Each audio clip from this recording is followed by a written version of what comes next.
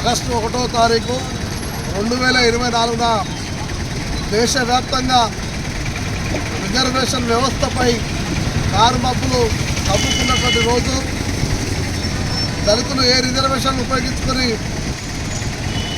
ఎదగాలని చెప్పి భావించారో ఆ యొక్క స్ఫూర్తికి పూర్తిగా విభిన్నంగా దేశ అత్యున్నత న్యాయస్థానం సుప్రీంకోర్టు ఇచ్చినటువంటి తీర్పు వచ్చినటువంటి రోజు. రాష్ట్రాలకు ఎస్సీ వర్గీకరణ ఉపవర్గీకరణ చేసుకునే వెసులుబాటును కల్పిస్తూ గత సంవత్సరం 2024 ఆగస్టు 1న సరిగ్గా ఇదే రోజు సుప్రీంకోర్టు గైడ్లైన్స్ ఇవ్వడం జరిగింది. సరిగ్గా సంవత్సరం అవుతుంది. ఈ రోజును మేము రిజర్వేషన్ల లాక్ డేగా మేము భావిస్తూ ఉన్నాం. మొత్తం సామాజిక విద్రోహ దినంగా మేము భావిస్తూ ఉన్నాం.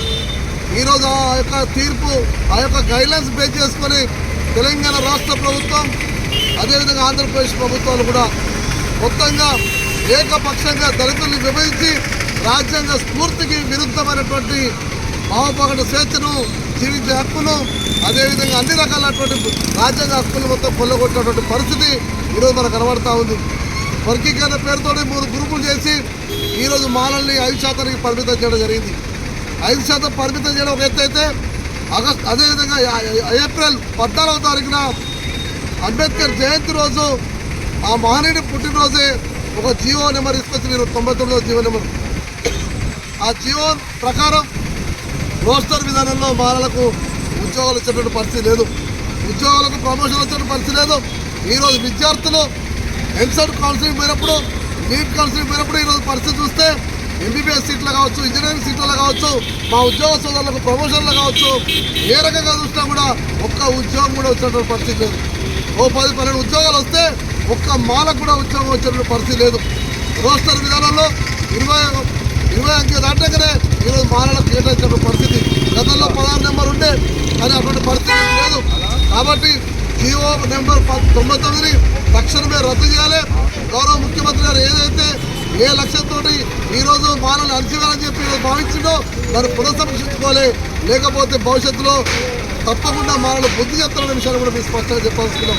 ఈరోజు మానవులు అంటే కేవలం వాళ్ళని వాడుకొని, ఉపయోగించుకొని, మమ్మల్ని మెట్లగా వాడుకొని వాళ్ళు ఎదిగినటువంటి పరిస్థితిలో కనబడుతుంది.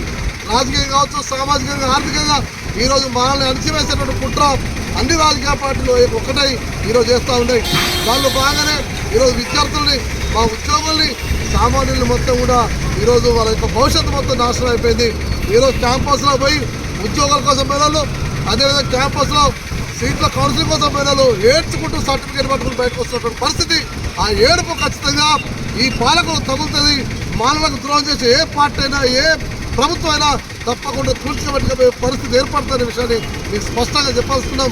కాబట్టి ఇప్పటికైనా పర్లేదు, గౌరవ ముఖ్యమంత్రి గారు దృష్టి తీసుకునే విధంగా ఆయన ప్రజాప్రతినిధులు కూడా, మంత్రులు కావచ్చు, ఎమ్మెల్యేలు కావచ్చు, ఎమ్మెల్సీలు కావచ్చు, ప్రజాప్రతినిధులు ఎవరైనా కూడా మానవుల పట్ల ఏమాత్రం చిత్తశుద్ధి ఉన్నా తక్షణమే ముఖ్యమంత్రి గారు దృష్టి తీసుకుపోయి ఈ రోస్టర్ విధానం ద్వారా మానవులు జరుగుతున్న అన్యాయాన్ని వివరించి దాన్ని పునఃసమీక్ష చేసి జీవో నెంబర్ 99ని రద్దు చేసే విధంగా మీ యొక్క కార్యాచరణ ఉండాలని చెప్పి, ఆ విధంగా ఉంటేనే రేపు మీకు భవిష్యత్తులో ఉంటుందని చెప్పి కూడా ఈ సందర్భంగా మీకు చెప్పాల్సుకున్నాం. ఈ అంశం పట్ల కూడా ఈ నెలలో చలో ఇందిరా పార్కు కూడా మేము పెద్ద ఎత్తున పిలుపునిస్తున్నామని చెప్పి ఈ సందర్భంగా తెలియజేస్తున్నాం. ఆ తేదీ కూడా ఈ 2 రోజుల్లో ప్రకటిస్తామని చెప్పి ఈ సందర్భంగా విజ్ఞప్తి చేస్తూ ఉన్నాం. ప్రతి ఒక్క మాల సోదరుడు, మాల పరివారం ప్రతి ఒక్కరు కూడా ఈ అంశం పట్ల దయచేసి రాజకీయాలకు అతీతంగా బయటికి వెళ్ళాలి. దీనిని మనం అడ్డుకోవాలి. ఈ జీవో నెంబర్ 99 ద్వారా మన జరుగుతున్న అన్యాయాన్ని ఎండగట్టే విధంగా మన యొక్క కార్యాచరణ ఉండాలని చెప్పి కూడా మీ అందరికీ విజ్ఞప్తి చేస్తూ జై భీమ్, జై మాల.